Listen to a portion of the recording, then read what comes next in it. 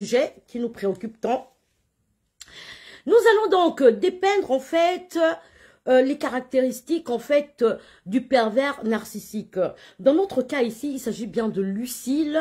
Lucille en fait qui aujourd'hui, qui va nous permettre aujourd'hui de comprendre en réalité son fonctionnement.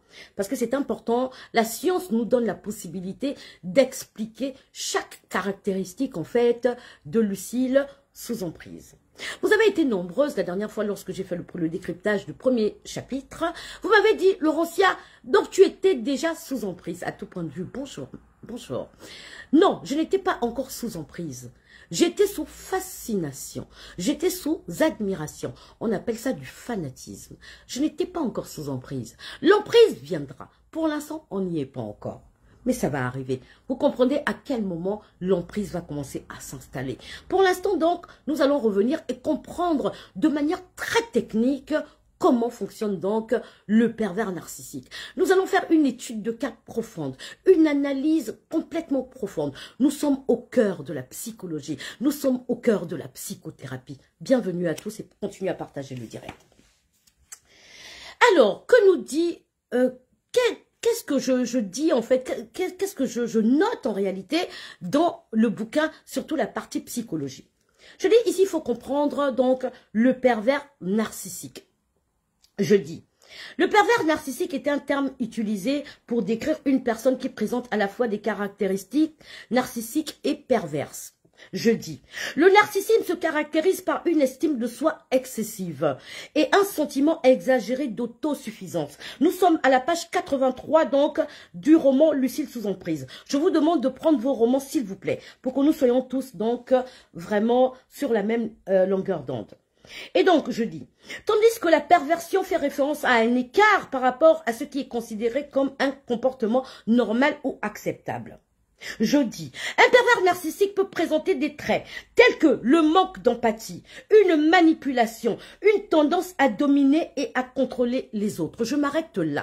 Je vous demande maintenant de repartir tout de suite, s'il vous plaît. Vous reprenez votre bouquin et vous allez partir dans le chapitre 1. Le chapitre 1 à la page 16. Je vais venir étayer ce que je viens de dire. Donc, dans le chapitre 1, je dis, mon audience sur les réseaux sociaux évolue. De plus en plus, les gens m'aiment. Lucille ne voit pas cela d'un bon œil. Elle ne manque jamais une occasion de me rappeler que ses partisans ne m'aiment pas, que certains d'entre eux seraient jaloux de mon statut qu'ils trouvent confortable. Alors donc, cet extrait en fait de Lucille sous emprise à la page 16, donc le chapitre 1, on est déjà en train de voir une caractéristique que Lucille commence à manifester. Alors, donc, c'est quoi cette caractéristique? On est évidemment dans de la manipulation. Et cette manipulation est donc étayée et appuyée, bien sûr, sur la page donc 83, puisqu'on nous dit ici que un pervers narcissique peut présenter des traits tels qu'un manque d'empathie, une manipulation et une tendance à dominer et à contrôler les autres. Donc, on va revenir en fait sur la page 16, et la page 16 nous dit effectivement que elle ne manque jamais une occasion de me rappeler que ses partisans ne m'aiment pas. Certes que certains d'entre eux seraient jaloux de mon statut et qu'ils trouvent confortable. Donc là-dedans, je note la manipulation. Pourquoi Lucille décide de nous manipuler à ce moment? Kadimak, bonjour. Lucille décide de nous manipuler à ce moment simplement parce que en tant que perverse narcissique, elle veut continuer à avoir le contrôle. Le contrôle absolu. Alors, on est bien d'accord que là, on est dans le fameux slogan que nous connaissons tous, diviser pour mieux régner. Voilà pourquoi Lucille me manipule à ce moment. Elle souffle le chaud et le froid. Elle vient chez moi me dire que je suis donc détestée et chez les autres, elle va aussi leur dire que Laurentia ne vous aime pas beaucoup. Et elle reste maîtresse du jeu. Nous sommes à ce moment des marionnettes. Nous sommes sous la coupole de Lucille qui commence donc à nous manipuler les uns contre les autres. Et vous voyez bien qu'au chapitre 1, je dis ne pas vraiment y prêter attention. Mais c'est un élément marquant. que la science vient de nous étayer en nous expliquant que c'est l'une des caractéristiques, évidemment, du pervers narcissique. Donc, vous conviendrez avec moi ici que Lucile présente désormais des signes, des caractéristiques d'une perverse narcissique. Nous allons continuer. Je continue mon récit. Et donc, les hommes sont plus fréquemment touchés par ce trouble de la personnalité que les femmes. Nous sommes toujours à la page 83. Comprendre les caractéristiques d'un pervers narcissique est important afin d'identifier et de se protéger contre son comportement néfaste. D'où ce décryptage.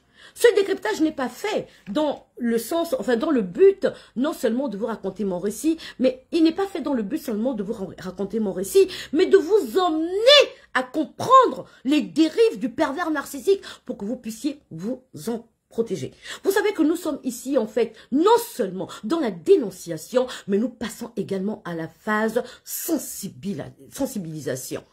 Vous serez susceptible, sachez-le, de rencontrer un pervers narcissique tout au long de votre vie.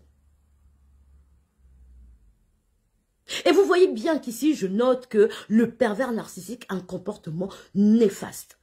Au fur et à mesure que nous avancerons donc dans le décryptage, vous verrez de plus en plus donc ces caractéristiques qui font du pervers narcissique quelqu'un d'hyper dangereux. Nous allons continuer la lecture. Nous sommes toujours à la page 83. Et donc, le pervers narcissique manipule les autres pour obtenir du pouvoir et du contrôle sur eux. Ça, je vous l'ai démontré.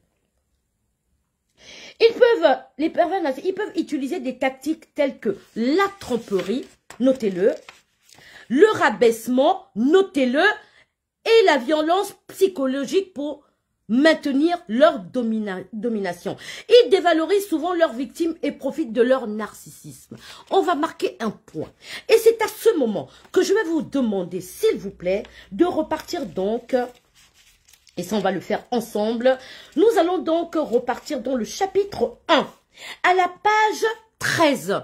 Vous allez voir que la science, la psychologie, vient encore de nous démontrer que Lucile serait réellement une perverse narcissique.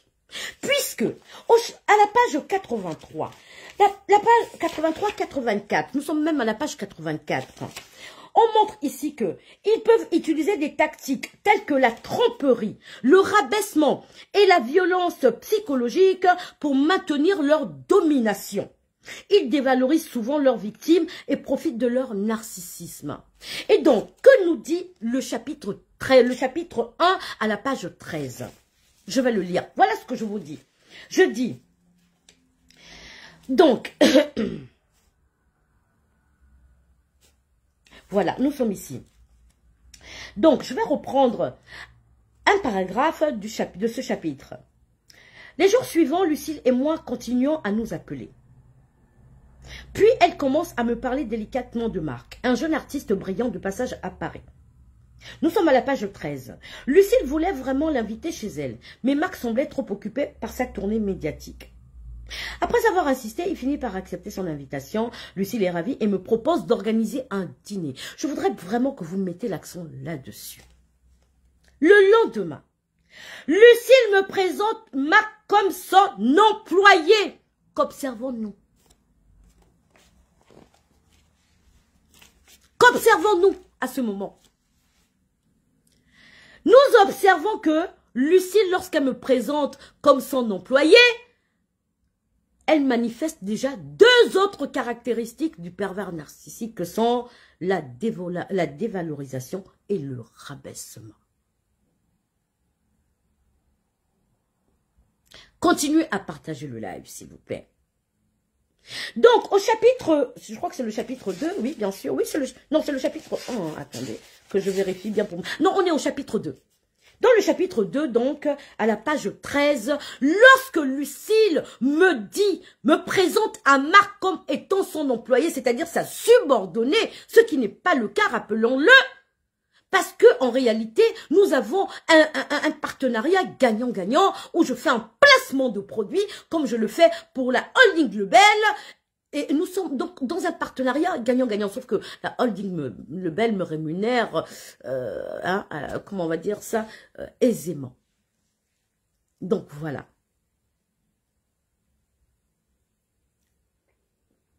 Je veux absolument qu'on reste concentré. Chacune de nous va décrypter à sa manière. Voici ma description, en fait, mon décryptage de Lucille sous emprise, de manière, comment on va dire, selon la psychologie et la psychothérapie. Et donc, on est bien d'accord que lorsque nous sommes donc au chapitre 2, à la page 13, le lendemain, Lucille me présente Marc comme son employé. Nous étions partenaires. Je ne comprends pas pourquoi elle ment. Une autre caractéristique du pervers narcissique. Lucille nous démontre non seulement qu'elle est en train de dévaloriser, mais également elle est en train de rabaisser, mais également elle est mythomane. Elle ment. Elle ment. Elle ment sur la nature de notre partenariat, mais elle ne ment pas que sur ça. Elle dévalorise pour se donner en fait de la contenance. Alors vous allez comprendre qu'à ce moment, Lucille commence à manifester, ou moi je commence à constater donc la manifestation de la manipulation, du rabaissement de Lucille à ce moment précis. Et la preuve c'est que cela m'interpelle, puisque je reste quand même thérapeute. Et pourquoi fait-elle ça donc? Elle le fait parce que Lucille, pour exister, a besoin d'éclipser les autres. Parce que Lucille, pour exister, a besoin d'écraser.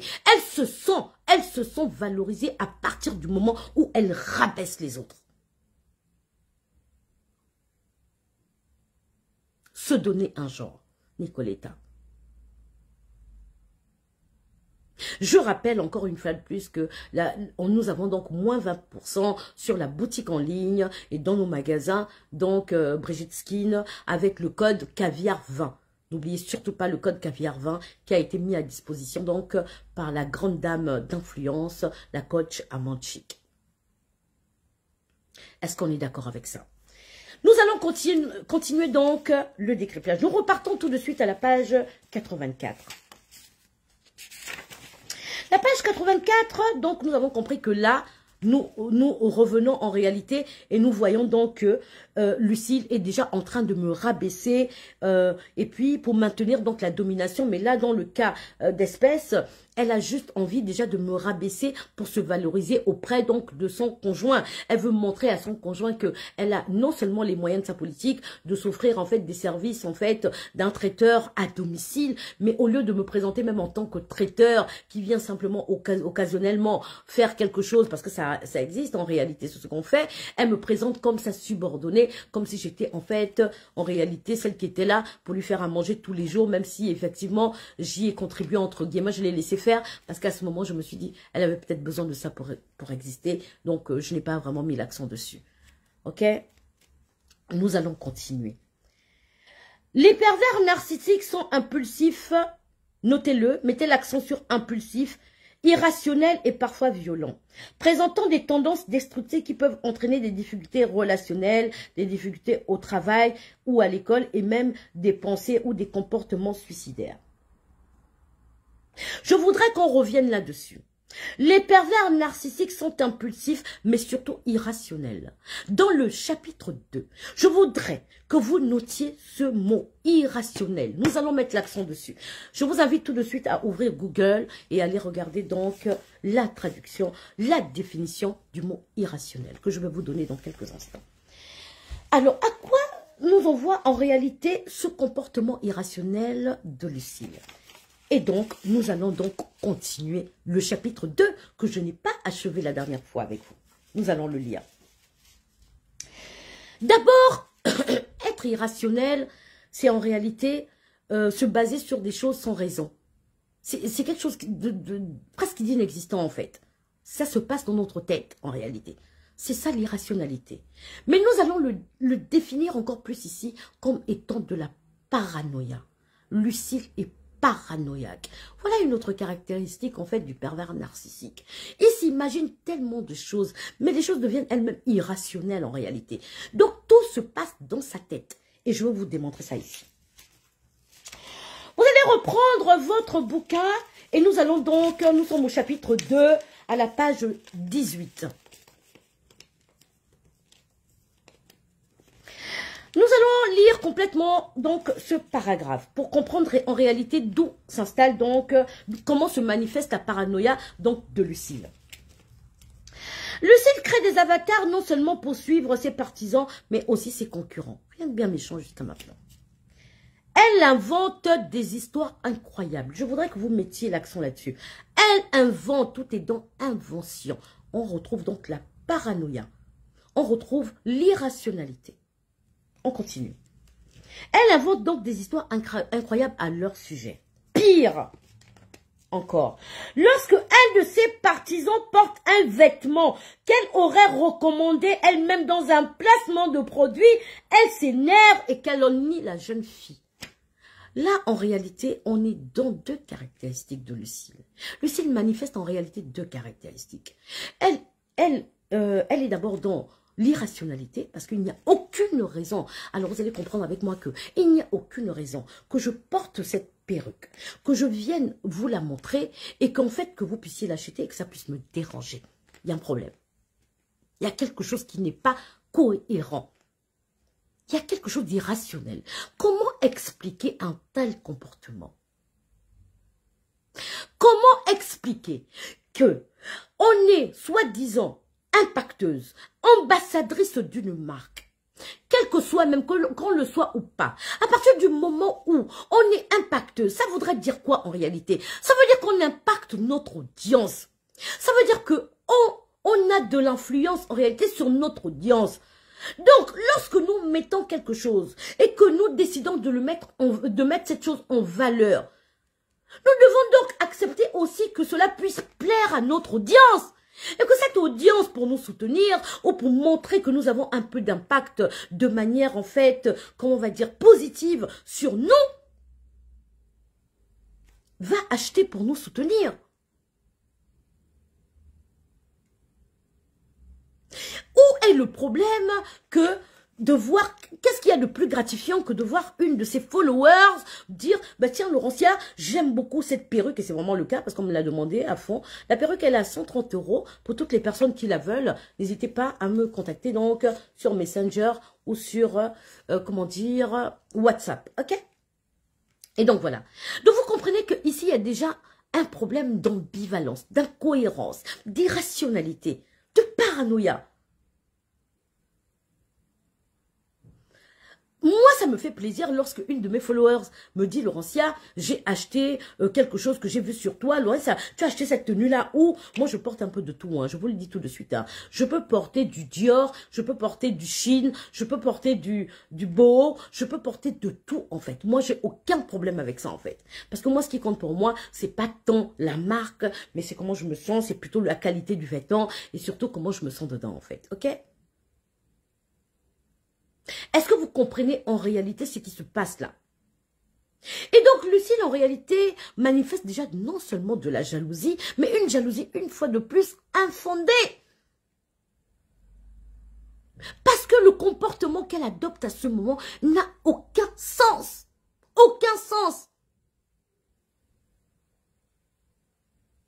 Rebecca, aujourd'hui, c'est pas pour les appels. Hein. Là, c'est vraiment pour le décryptage qui est très, très important en réalité. Et ensuite, on fera, si tu veux, je vais organiser donc les appels. Ça va venir, en fait, ça fait partie de la phase donc de tout ça, en fait. OK? Donc, vous comprenez que ici, en réalité, on a affaire à quelqu'un qui a vraiment un trouble de la personnalité. Et la science vient encore de nous le démontrer. Nous allons continuer. Et le pire, hein, c'est que cette fan ne sait même pas que elle a été calomniée par Lucille. Parce que Lucille a manifesté cette chose. Et aujourd'hui, cette fan-là, je vous le dis, hein, c'est une grande caverneuse. Si seulement elle savait ce que Lucille pensait d'elle lorsque Lucille l'a vue avec le fameux vêtement. Si elle savait. Et comment Lucille ne veut même pas qu'elle la défende. Mais bon, ça, de toutes les façons, le pervers narcissique n'est pas comment on va dire ça, un génie. Hein? C'est un manipulateur. Donc, ce n'est pas un génie. Et les gens finissent toujours par découvrir, tôt ou tard, qui il est ou qui elle est. Ok? Donc, je ne m'inquiète pas pour ça. Et donc, je continue donc la lecture. Nous sommes toujours à la page 18 et nous allons donc aller vers la page 19 pour donc clôturer notre chapitre 2. Et donc, elle m'a beaucoup parlé d'une autre star aussi adulée qu'elle. Elle disait que la discrète jeune femme faisait tout comme elle, qu'elle voulait lui ressembler et manigançait contre elle.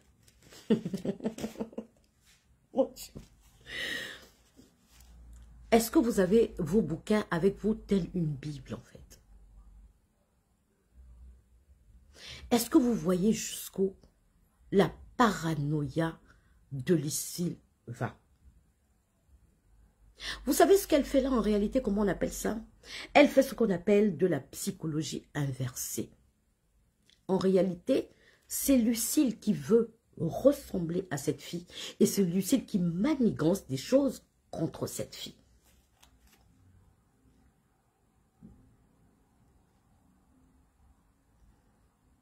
Est-ce que vous avez compris? Elle m'a beaucoup parlé d'une autre star, aussi adulée qu'elle. Elle disait que la discrète jeune femme faisait tout comme elle.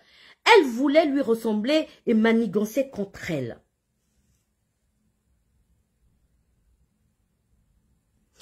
On est complètement dans la paranoïa.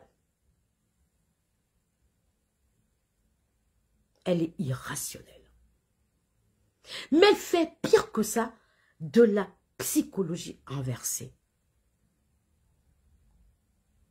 Que pouvons-nous retenir dans le premier chapitre, le deuxième chapitre en fait, de Lucille sous emprise? Nous pouvons retenir, et je voudrais vraiment que vous puissiez interagir avec moi, que vous puissiez me donner aussi vos avis qui sont pertinents, qui sont d'une importance capitale dans ce décryptage de fin de chapitre.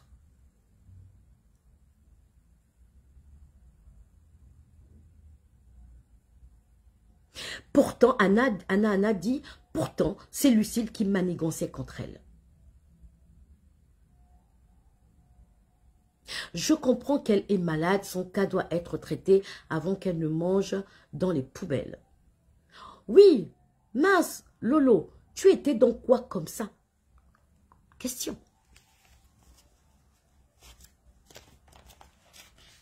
Question. Nous constatons ici, mes chers amis, que nous avons affaire à la perversion narcissique dans toute sa splendeur.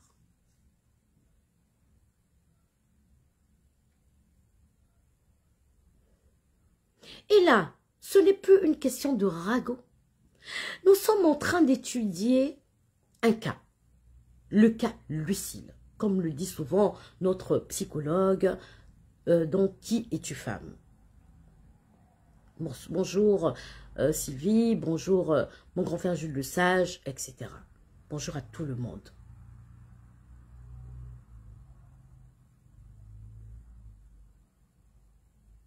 Voilà.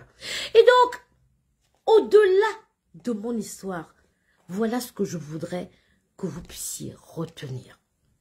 Nous ne sommes qu'au chapitre 2. Il était donc indispensable pour moi, en tant que thérapeute, en tant que victime de Lucille, mais surtout en tant que thérapeute, de mettre l'accent, de tirer la sonnette d'alarme sur les caractéristiques néfastes de Lucille sous emprise. Mais qu'est-ce qui nourrit tant? Qu'est-ce qui nourrit autant la perversion narcissique de Lucille? Qu'est-ce qui l'emmène toujours, entre guillemets, à se régénérer? Mais en réalité, cela est dû à de la fascination extrême des personnes qui la suivent. Parce que, rappelons-le, le pervers narcissique se nourrit du narcissisme. C'est-à-dire de quoi? De son ego surdimensionné. Qu'est-ce qui emmène cela? Mais c'est tout ce qui se passe autour.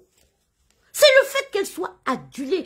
Parce que pour casser le pervers narcissique, pour ne plus nourrir son narcissisme, mais c'est en fait de couper les liens. Parce qu'en réalité, comment se passe cela? Le pervers narcissique, plus tu vas l'aduler, plus il va manifester son narcissisme et sa perversion. C'est ça qui nourrit le pervers narcissique. Pourquoi je rebondis dessus? Parce que, évidemment, j'ai vu des commentaires la dernière fois en me disant, mais Laurentia, est-ce qu'on peut soigner un pervers narcissique? Il est complètement difficile et même impossible de soigner un pervers narcissique. Tant que le narcissisme sera toujours nourri.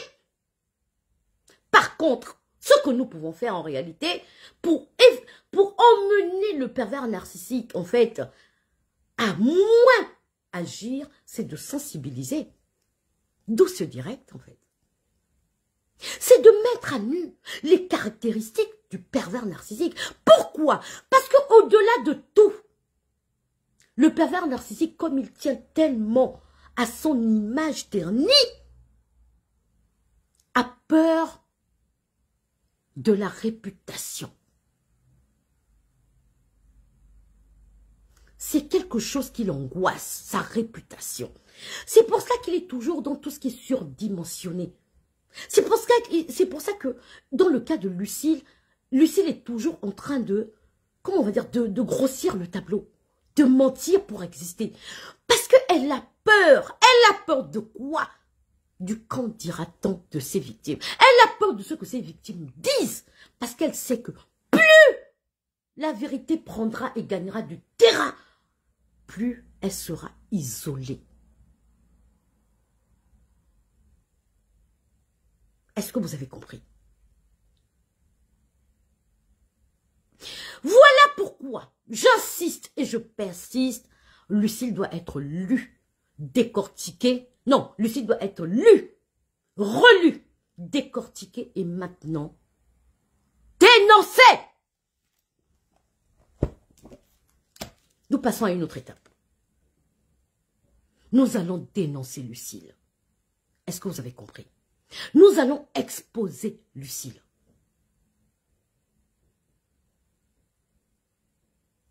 C'est de cette manière que nous allons gagner du terrain. Parce que je vous ai dit, plus on va sensibiliser les gens contre les effets néfastes de Lucille, plus nous allons isoler Lucille. Parce que Lucille doit être prise en charge. Le problème avec le pervers narcissique, mythomane, manipulateur, psychopathe, c'est qu'il n'est pas conscient qu'il est malade. Sauf que quelquefois, il sait bien qu'il a un souci, mais il est dans le déni.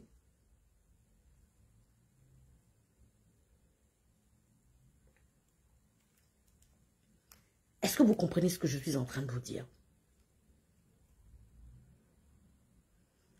Le problème, c'est ça. C'est-à-dire que plus il sera nourri, tel un serpent, plus il va continuer, ou elle va continuer à, donc, à sévir, en fait. C'est comment ici? Est-ce que vous pouvez me dire combien on est, s'il vous plaît? Parce que je ne vois plus. Je ne sais pas ce qui se passe ici. Je n'ai pas de connexion là ou pas? Est-ce que vous pouvez me dire combien on est dans le live, s'il vous plaît? Est-ce que vous comprenez donc que nous avons affaire ici à quelqu'un qui va continuer à sévir tant que, elle aura toujours donc des gens à sa solde.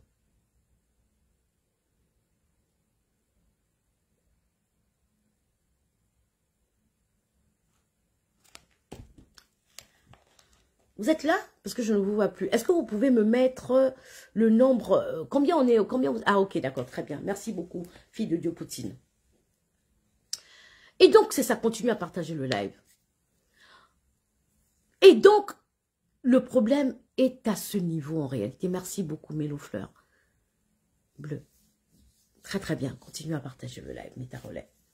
Blesso, merci. Et donc, n'attendez pas un changement de Lucille, en fait. Je n'ai pas envie de vous décourager, mais n'attendons pas un changement de Lucille. Nous devons plutôt continuer à l'exposer. Parce que plus on va l'exposer, plus elle sera isolée. Et le problème, ne vous inquiétez pas, je vous ai dit que Lucille n'est pas ingénieuse. Elle n'est pas ingénieuse, en fait. Elle est juste manipulatrice. Parce que si elle était ingénieuse, elle ne vivrait pas autant de scandales. Elle ne causerait pas, parce que c'est même elle-même qui cause ses propres scandales. Vous voyez qu'on a aussi affaire à quelqu'un de bipolaire. Donc du coup, qui est toujours en fait dans une ambivalence qui ne dit pas son nom. Vous pensez, lorsque vous la voyez, vous pensez peut-être qu'elle n'est pas touchée, mais je vous confirme qu'elle l'est en réalité, elle l'est dans ses tripes. C'est la manifestation de la perversion, ce qu'elle fait. Le paraître. Le paraître. Elle a besoin de ça, elle a besoin d'être en lumière, c'est la seule chose qu'elle a. Vous savez qu'elle n'est pas compétente, elle n'a pas de diplôme, elle n'a pas de sortie de secours. Elle n'en a pas. Il faut qu'elle s'accroche à cela, à sa fameuse image. Elle n'a que ça pour subsister, pour continuer d'exister. Elle n'a rien d'autre.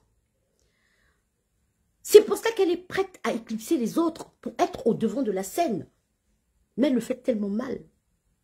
Voilà pourquoi elle est souvent mise à nu. Clin d'œil.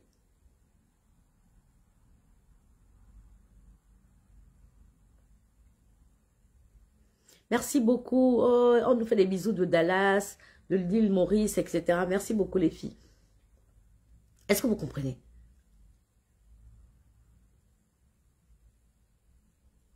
Donc ne suivez pas tout ce que vous voyez.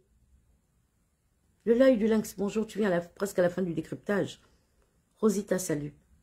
Et donc, en réalité, nous avons affaire à quelqu'un qui a des troubles, en fait, de la personnalité, qui est complètement malade, qui est complètement perdu, qui a besoin d'inventer des histoires, qui a besoin de se donner de la contenance. Vous allez voir que Lucille est même la personne qui va tout célébrer. Pour elle, chaque chose qu'elle va poser, comme chaque acte qu'elle va poser, elle va vouloir en fait faire de ça comme si c'était quelque chose d'extraordinaire en fait. Alors qu'il n'en est même pas question.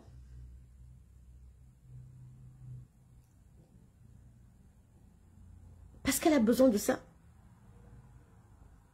Notez que Lucille ne changera jamais. Par contre, Lucille sera isolée et va, coûte que coûte, quoi qu'il advienne, s'imposer une prise en charge. Au moins qu'elle soit sous anxiolytiques, antidépressifs, etc. Parce qu'elle est malade. Lucille est dépressive.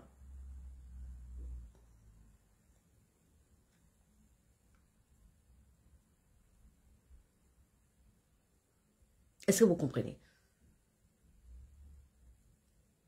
Elle est dépressive, elle est malade.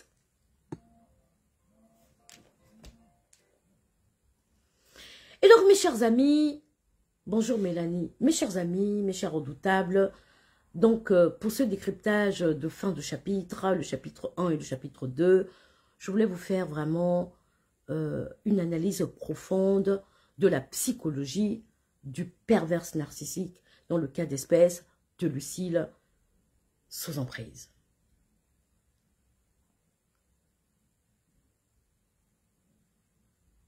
Est-ce que vous avez compris?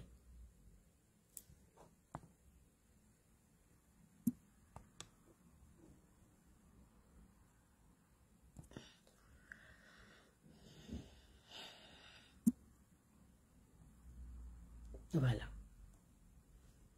Est-ce que vous avez compris en fait?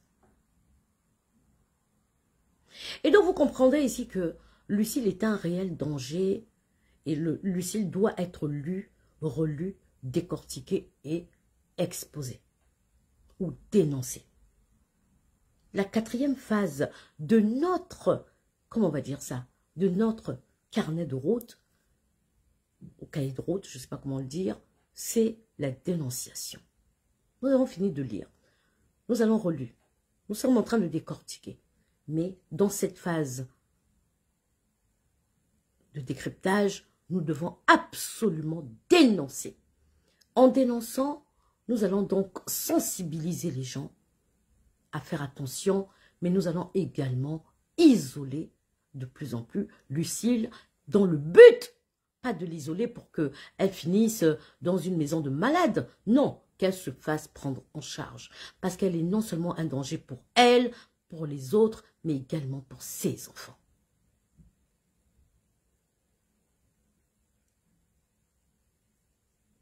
Est-ce que vous avez compris? Je rappelle que La boutique, donc, notre boutique, en fait, Brigitte Skill, est en promo. Hein, tous les produits sont en promo, moins 20%. Moins 20% ce week-end jusqu'à lundi. Jusqu'à lundi, vous avez moins 20% sur tous nos produits.